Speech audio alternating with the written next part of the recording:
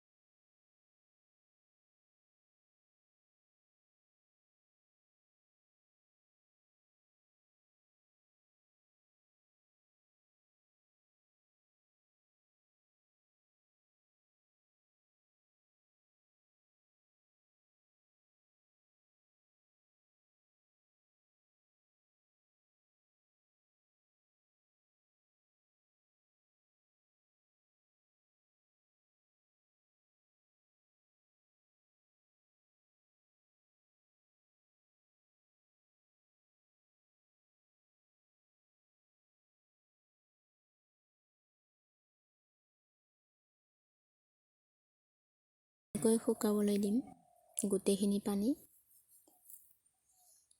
আৰু এয়া প্লেট এখনত লৈছোঁ।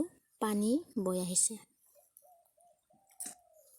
মানে আৰু 2 মিনিটমান সময় লাগিব আৰু ভালকৈ লৰাই দিছোঁ যাতে পানীখিনি ৰিডিউচ হয়। লৰাই দিলে অতি সোনকালে হোৱা যেন ফিল হয়। মানে সেই এনেকৈ চেক কৰি চাই আছোঁ। পানীখিনি যেতিয়াই শুকায় তেতিয়াই আমাৰ আপেল জামখিনি উঠাব পৰা হৈ যাব।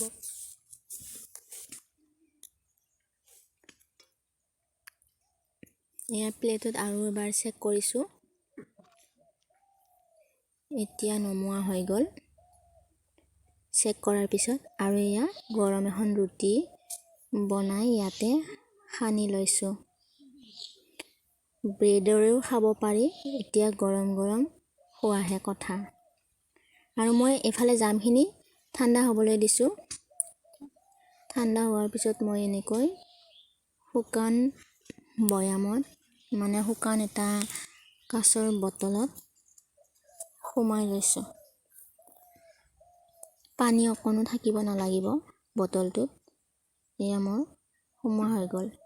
আজিৰ ৰেচিপিটো ইমানেই আছিল, আপেল জাম ঘৰত বনাই। যদি ভাল পালে ভিডিঅ'টো নিশ্চয় এবাৰ ট্ৰাই কৰিব। আৰু পুনৰ এটা ভিডিঅ' লৈ নেক্সট ভিডিঅ'ত লগ পাম। তেতিয়ালৈ বাই এভৰিৱান।